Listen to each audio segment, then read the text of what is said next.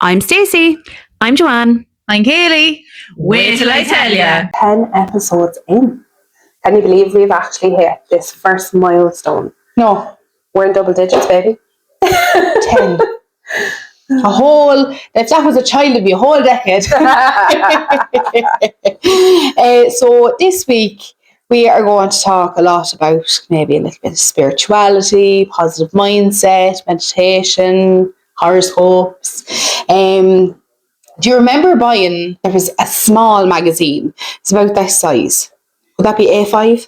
Yeah. And I think it was called Sugar or something to that effect. I don't remember that, but go on. And it was all like stories of how girls were dealing with school, how they were dealing with being bullied, crosswords, word searches, puzzles, whatever in the book. Okay. But in the back of it, there was horoscopes. It was like the That's Life magazine. Yeah. Oh, yeah. Straight to find out what Libras was. Straight into it. I am. Oh, I never would have known. Yeah, I'm a Libra. I didn't know that. And I loved reading them. I loved reading them out of the back of newspapers, even right up until now, even in my current job, if I was in any of the elderly's homes that I was in, be like, well, we have a look to see what her horoscope is now. And I'd actually read them, their horoscope. Are you serious? They could be sick and so, God bless them, fragile and everything else. And it's like, a new man is coming into your life. And they'd be like, I think I'm a well bit past my sell date now for that. But I loved a good horoscope to read it out. I think we all did. When we were teenagers, I know definitely it was something that one of us bring the magazine to school and you'd flip it on the back and you'd be like, right, what's your star sign? Yeah. And you'd read it out to them, like, and they'd be trying to piece together where the money's coming in, who the new man was, what the new job opportunity was going to be. Yeah. Are we 14? Literally 14 with our whole lives ahead of us. And yeah, I do remember that part. Yeah, it was great. And then trying to find out kind of like, you know, best match, like, oh, well, I'm a Libra and he's this. What's our love score? Do you know all this crack? Oh my God. Do you remember like doing the numbers, writing down like the name of this person and that was so many numbers and you added it all up and you got your percentage of like what your love would be. Love percentage. Or there was another one, it was like, what house you're going to live, where you're going to live, that was the one that you used to make out of the paper that you used to flip open and close. Yeah. And then you had to pick how many, 1, 2, 3, 4, 5, 6. Yeah. And then you pick the house. And then it was, oh my God. Yeah, like all those really like Diddy shit. games. Oh yeah, of course they did. That was us. What were we? The millennials. Yeah, we were the millennials for sure. Did you ever do meditation? Do you know what's really funny is, for so long, I was always like, meditation, what the hell is that like? I was very against it, but I suffer really bad with anxiety and I just didn't have the mindset to actually be able to sit down and do it. Yeah, you weren't able to actually relax. I wasn't able to actually relax, but as of recently, and that's actually really weird that you brought that up, as of recently, I had started following and going to a few workshops belonging to Neve Lewis Yoga. So she's from Strawley. Yes, yeah. So she's just such a beautiful person. Yeah. Like, I don't think I've actually met a more beautiful soul. Yeah. Who is just so genuine and actually cares. Yeah. And she does such a big focus on postpartum health for women. Oh. Yeah. So when she had her first child, she obviously struggled a bit. Okay. And went to the doctor, and what's the usual they say? Here's some tablets and off you go. Yeah. And she realised at that point that there was a big massive gap in the market for postpartum care for women, you know, resetting everything. Yeah. So she talks very deeply about like resetting your nervous system. Yes. Because she said you're always in fight and flight when you have a baby. Yeah. You're always in that, like, you don't know whether you're coming or going. And if you don't regulate yourself, that's when you become the snappy parent. Yeah. The get away from me parent, the one who's always scrolling on the phone. Like, if I wake up now first thing in the morning, I can do one of two things, and that will determine my whole day. I can pick up my phone and doom scroll, and then I'm like a demon for the day. Yeah. Or I can pick up my phone, I can put on a meditation, I can listen to it, and I'm a much happier person for the day. So she does this meditation called the Overthinking Cure, and basically it's a 14-day reset. Okay. So you do like an introductory one where you do your breathing and just learning how to breathe again after having kids, because everything is just shoved up there. Yep. Like your lungs, everything's everywhere after having a baby, and like it takes so long for it to actually come back down and regulate where it is. Yeah. I've done a couple for workshops. She does like an all-day workshop from like 10 until 2. Mm-hmm. And it was honestly the most relaxing, draining, and emotionally exhausting thing I've ever done. Yeah. Because she doesn't preach love and light. She's not airy fairy. She's not like, I'm sending you love and light. She says, I'm giving you fucking tools that you're going to use, and that's what's going to get your shit together. She's very real.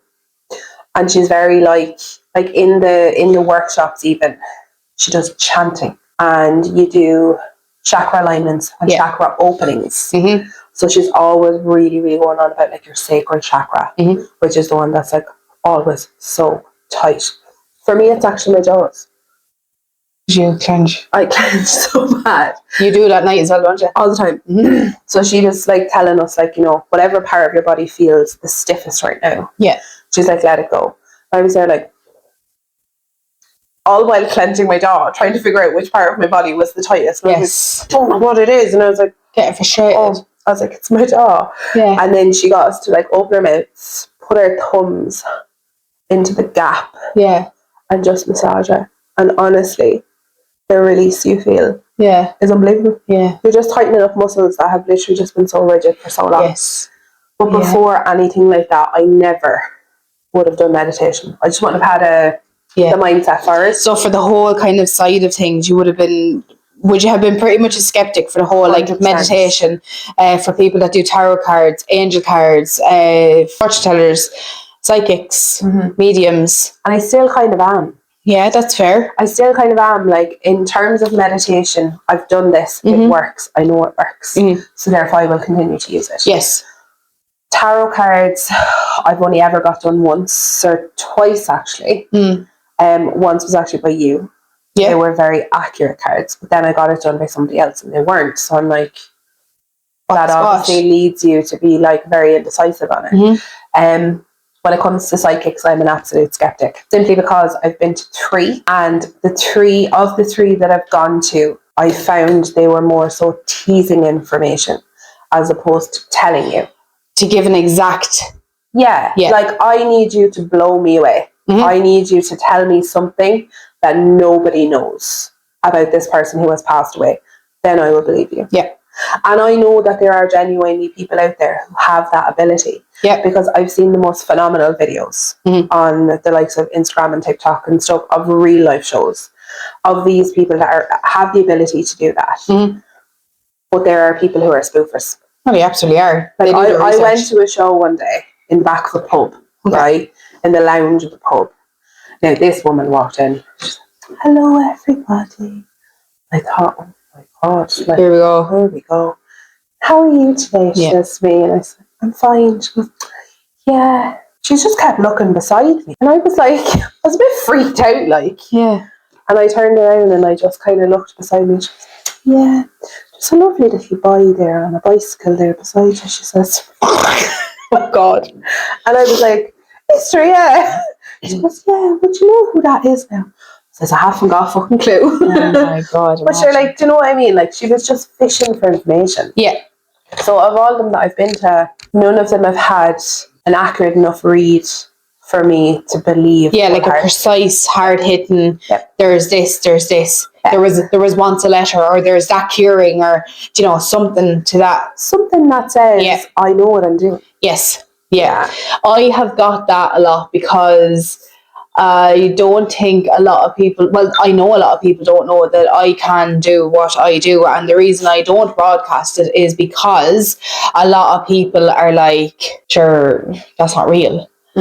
And sometimes I do be even a little bit blown away by what I can do, or to the extent or the strength that I feel, especially if I am doing a card reading. So like, I don't do tarot cards, I do angel cards. And when I find I'm doing the angel cards with certain people, and there is some of my own friends that do listen to this podcast who I have done the card readings for. As you said, I've done one for you. I believe it actually did one for your mum. And while the one thing I don't like about doing the cards is I end up feeling what the other person is feeling, because I draw energy. You're an empath. Oh, 100%. Right? So I draw energy from another person. And if I'm with, funnily enough, if I'm in a group of people that I'm with like-minded people, and I know we're going to clash, it's like a magnet. We push each other away. Okay. As much as we're trying to come closer and closer together, try to get along, there's something. They're like a positive beam. I'm a positive beam. They're good with what they do. I'm good with what I do. But if you're trying to advise me on, it probably sounds a little bit hypocritical. So if somebody comes to me and they try to tell me, oh, well, I think you need to do this, I think you need to do that, well, I think you need to keep your opinion to yourself. Yeah. Do you know, if I am dealing with a situation or dealing with a certain time in my life or dealing with a way to deal with things, and somebody comes in and gives an opinion when it's unwanted, I'm like, what do you think you're doing? You don't do that. You do not push it. Don't give it. No, you don't push an opinion on somebody. If I ask for an opinion or if I ask for advice, 100% come at me and give that to me, because I find I work better that way. Whereas in the other aspect of it and the other approach, I feel like I'm being attacked. And it's like, slow your jets. Yeah. Because as you said, I'm an empath. So although I feel how another person feels, I can get emotional quite quickly.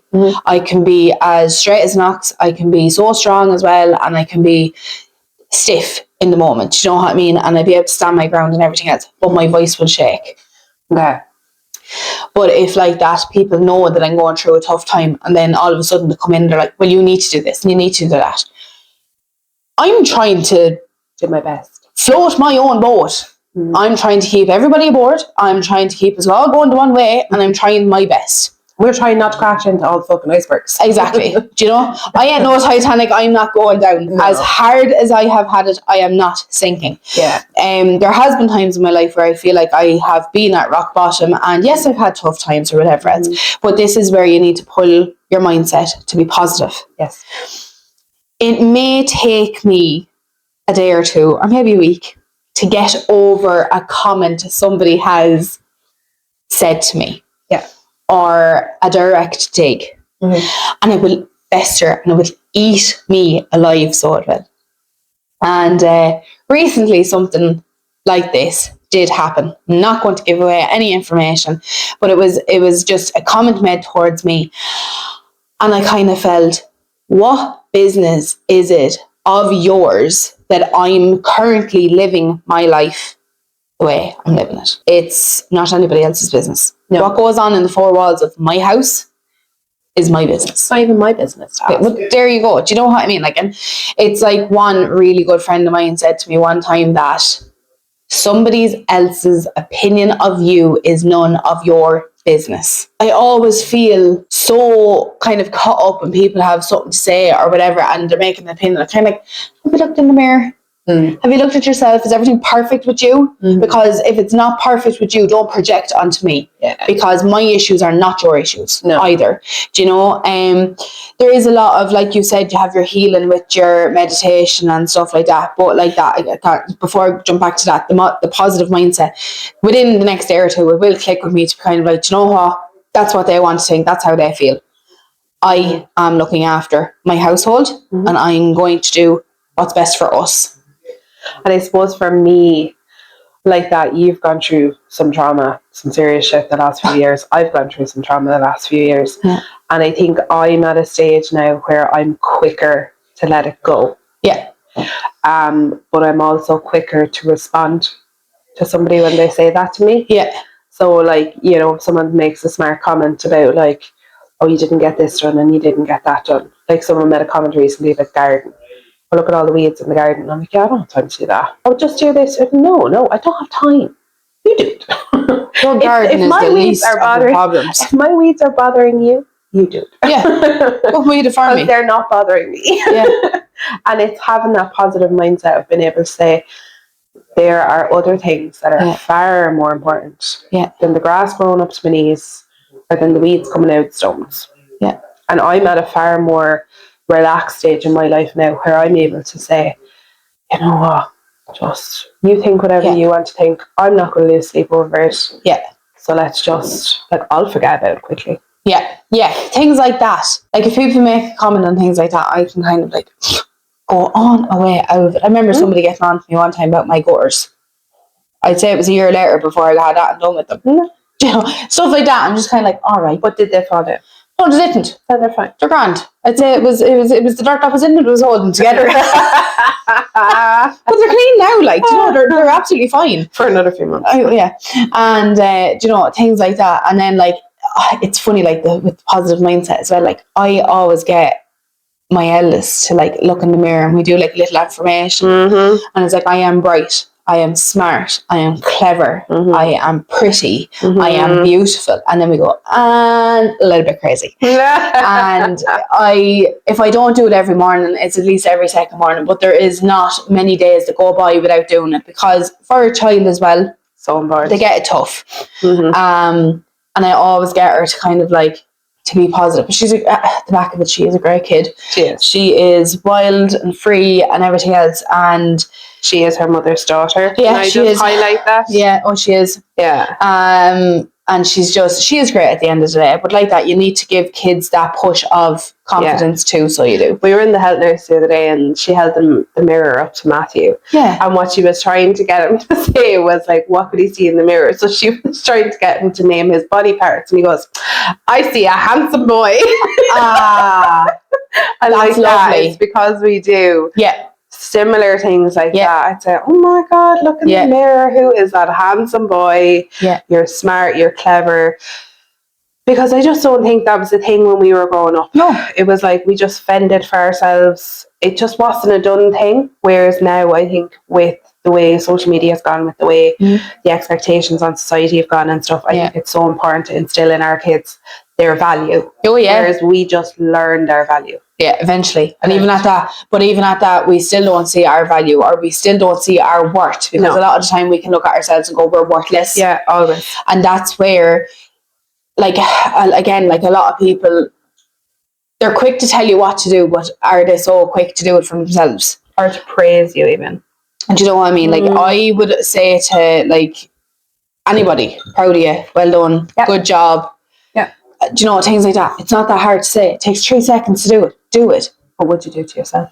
But you don't do it yourself. This is the thing. You don't. I know what I'm capable of. I know what I do for my daughters. I know what I do for my partner. I know what I have done for people in the past. And I know people would have an opinion of me, but I have never done intentional wrong on anyone. I have always advised, suggested, helped in the best way that I possibly can. And 60% of it has been thrown back in my face, whereas the 40% is what I love. Yeah, because it's what stuck with you. Yeah. Granted, I've been done wrong. Granted, I've been walked all over. Doormat may as well be wrote on my forehead. But for the people who I have in my life, they're the ones that keep me going. Absolutely. And it's why even though I've done what I've done, dealt with what I've dealt with, it's like I look at you, how good you are with what you do with your sons, how you are with your family, what you do for different people, the way you work, how you manage to juggle everything. And I'm like, it's fantastic that you do that. But I do every bit as much. I'm so hard on myself. Exactly. Whereas that's like a role reversal, because I would be the same. Whereas I remember you telling me, like, Kayleigh, how do you get everything done? Yeah. Like you came over here the other day with like cream buns, and I'm like, where in the fucking name of God did she get time to make fucking cream buns? And I can barely make a bit of fucking toast. But like that, I have such admiration for you, and like I am proud of you, and I'm sorry if you don't hear that enough. But I am. I'm so proud of everything you've overcome. I'm proud of our friendship. I'm proud of what we've built on. And like, I'm proud that we get up and we stay going every day. Yes. Because we don't have it easy. No. And on the outside looking in, it can look like we do. Oh, yeah. Because we have a complete family. We have what people see on the outside looking in. Look at them going on holidays and having this great time and doing this and doing that. We are struggling on a day-to-day. Yeah. Everyone struggles. Yeah. But we won't ever let our kids know that we're struggling, because our struggles should not be theirs. No, absolutely not. And it's funny you mention that, because I don't really ever remember like growing up and my mom and dad complaining they didn't have this or they didn't have that or this was broken, where we're going to get the money now to fix this. I never remember them talking about stuff like that. Whereas I do know someone that went through that. And it was constantly, oh, Jesus, I can't give me an appliance. Like, washing machine is broke. Well, you're going to be giving money towards that. Washes your clothes too. I'm sorry, what? Not once has my mother ever put her hand out and be like, Kayleigh, the washing machine's broke. I need you to put towards it because it washes your clothes too. Did you ever have to like hand up for something? I handed up at home. I did. I will say that I did hand up at home. Once I started getting a little bit of money, but like that, once I started getting a little bit of money, I wasn't actually at home long. I moved out when I was 21. Definitely. I was a couple of months 21 and I had moved out. So I had, and moved out and I haven't been back home. Like that sounds like I've never returned home. I have a great relationship with my parents. I do see them very often. It's just when I moved out of home, I never moved back home. So I didn't. I've been out. Jesus, I'm 10 years out of home. Over 10 years. It's mad when you think about it like that. Yeah. If I was to say the word manifest to you, what does that mean to you? That in your mind or on a piece of paper or the notes on your phone or copybook or diary that you keep in your handbag, that you write down what you want in life, what you want within the next week, 3 months, 5 years. You're putting it down because it's something you want. So it's a goal you want to reach. And that, you know, if you write it and that you constantly move forward to it, you basically say, I have it, so that it comes to you. Absolutely, yeah. And I'd be very much a manifester. I wouldn't have been before, because I always would have had this mindset, and I don't even know why, but I always would have had the mindset of, oh, poor me now, this is after happening to me now. The pity me kind of thing. All the bad things happened to me. Poor me. Yeah. And then it was like I just woke up one morning and was like, get a fucking grip of yourself. Yeah. And I found this journal online. It's called the 5-Minute Diary. Okay. So every night you write in it. Now look, I have neglected it for a while. But basically you write down 3 things you're grateful for.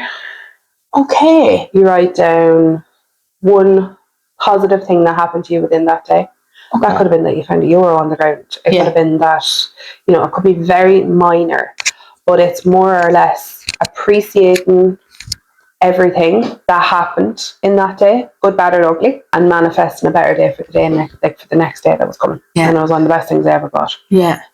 They're lovely books. I'll be so adamant when people come to me about different bits and pieces, and I'll be like, write it down. Yeah. Put it in a journal, put it in a book, put it in a piece of paper. And unfortunately, it doesn't work for me. I used to be great at writing letters. So like when people like pass away and I'm like, I didn't get to say goodbye, what I had to say. Yeah. I will write a letter and I will either burn it, throw it in the bin, it will be got rid of. Yeah. Even I remember doing one and I was in Carlow Town and I put it into one of the public dustbins. So I did, because it's like, well, now it's gone. And whoever comes across it, they come across it. But yeah, it doesn't work for me, the writing down of that side of things. But for manifestation, I'm like quickly into my notes on my phone is where I'd put. But you still kind of put pen to paper, we'll say, and the odd time. Yeah, you manifest it. So it's time for a slot now that will make you laugh, groan, and question why we're allowed near microphones in the first place. Welcome to Dad Jokes, the only place where punchlines are predictable, the humour is painfully wholesome, and somehow we still think it's absolutely fucking hilarious. So loosen up the eye rolling muscles, because these jokes are certified 100% Dad approved. To lighten things up on the podcast, we decided that we were going to add in this little slot every week. We do please ask you to send in the good, the bad, and the absolutely hideous dad jokes you have heard in your time. However, fret not, for we will give you 2 today to ease you in gently. Kayleigh, I do apologise in advance, but I am going to have to use you as my target audience for this. Oh, go ahead. Why did the golfer bring 2 pairs of pants to the game? I don't know. In case you got a hole in one. Oh, God. Okay. It's not bad. It's actually a good one. And the second one that I have is, why do people ride horses? Oh, God. Why? Because they're too heavy to carry. For fuck's sake. So that is a new slot on the pod that we will be doing every week. Dad jokes, lightening things up a bit. So, Stacey, Yes. I want to have a chat about what did you want to be when you grew up? When I was a child. Oh, God. Well, yes. I actually wanted to be a Spice Girl. That was a big one, yeah. Yeah, so I remember there was a girl in our class in primary school and she used to have the coolest birthday parties. And she had a Spice Girl party. I dressed up as Mel C because obviously I had the mad curly hair and everything like that. So. Yeah. But at the end of primary school, she did like an end of year party. So we were all dressing up and I wanted to wear like the same outfit and stuff like that or whatever. But my mum dressed me anyway and everyone was getting dressed up really fancy. 6th class, graduation day.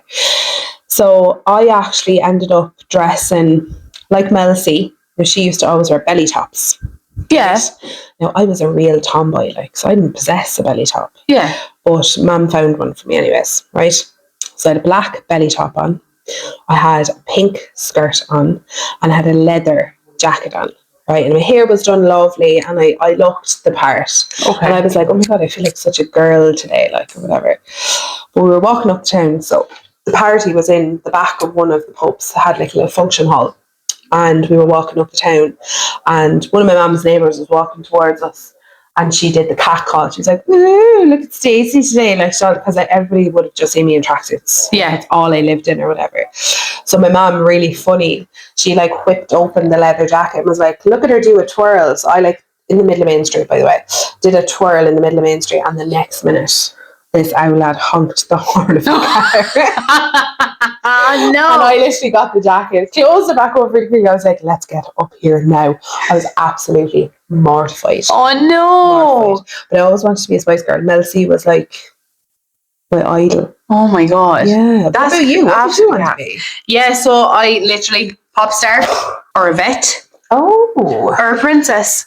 Oh, you would have met a really good princess. Yeah, somebody once told me as a Disney princess that everywhere I go, I kind of just leave this wholesome kind of feeling after being with people, like pixie dust and everything else. Yeah, and when I hear that, I'm kind of I don't want to see it myself, but that is a fantastic compliment, and I will take it.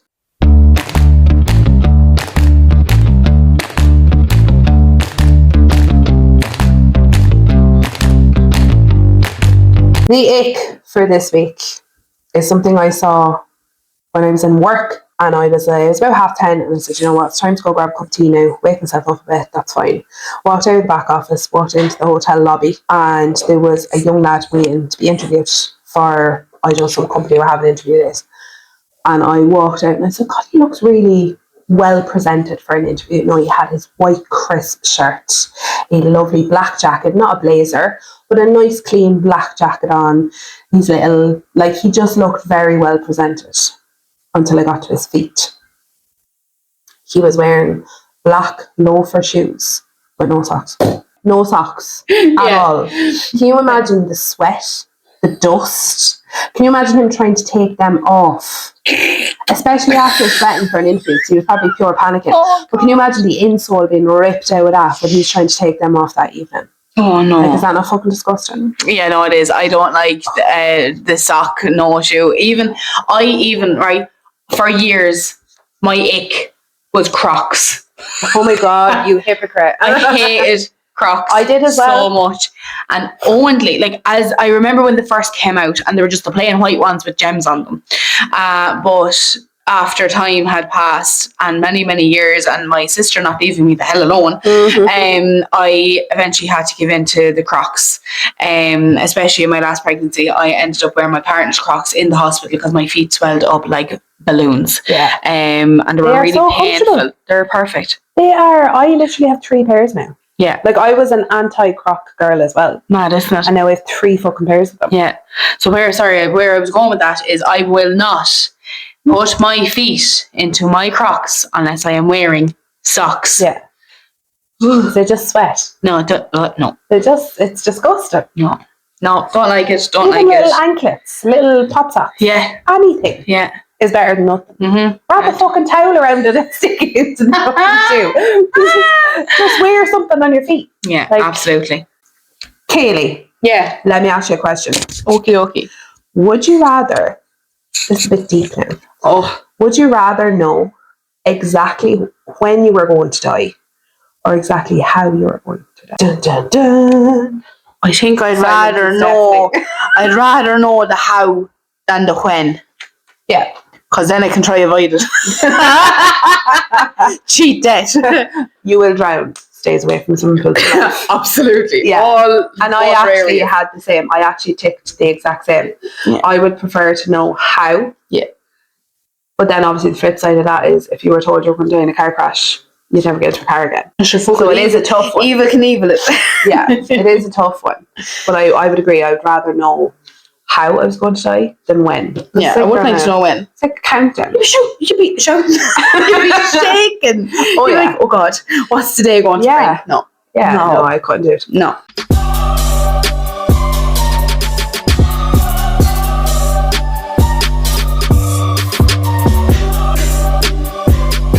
So, a confession was sent in this week. Ooh. Well, girls, I have a good one for ye. Bless me, Father, for I have sinned. Me and my brother still lived at home, and one weekend he went away for a stag do in Galway.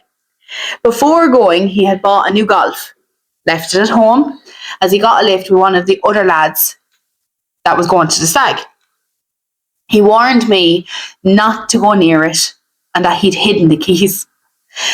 So like a good brother that I am, I went looking for the keys, and I found them. Naturally. I went to the local pub for a pint or two, and then it turned into a night on the beer. I woke up the next morning with absolutely no recollection of how I got home. Then it hit me, the golf. I leapt up out of bed. I ran down the hall to go out the back, and there it was, the golf, unmarked, looked untouched. It didn't even look like it had moved. Keys, no sign of them. I searched the clothes I'd worn the night before, checked under the bed, looked in the bathroom, couldn't find them. I took a shower, a few hours passed, still no memory of how I'd got home or what I may have done with the keys. Then here we are, Sunday morning. The brother was coming home. I was starting to sweat. So he came home, but he went straight down to his room, grabbed a few hours kip. He came up later that evening at around like 7:30 and he asked me if I wanted a takeaway. I was like, yeah, sure, go on. He grabbed his keys for the golf. To my absolute amazement, they turned up. I'd put the fucking yokes back to where I'd taken it from in the first place. The confession, you may ask. A few weeks had passed and I did it again. Only this time I crashed the fucking car. Oh, shit. Sound, girls. This is from John Doe. Oh, my God. You think he learned his lesson the first time? Yeah. The absolute fear not being able to find those keys. Obviously, he thought, well, sure, I did it and got away with it the first time. You affect yourself for the second time, didn't you, boy? Once bitten, twice shy, eh? Honest to God. Guys, our confession corner has come to an end. The gates of hell are officially shut. And it's probably just as well. Because wait till Kayleigh tells you about our new segment coming next week. Welcome to Let's Get Sexy. The segment where nothing is off limits and no awkward story is too cringe. We're diving into sex, relationships, dating disasters, frustrations, funny moments, red flags, green flags, and all the stuff people usually whisper about over a few drinks or to keep to themselves as they have no one to open up to about this kind of thing. No judgment, no filters, just real conversations, honest advice. There may be stories that will make you laugh, gasp, or rethink things you had done or wanted to do. So let's get comfortable. It's time to get sexy.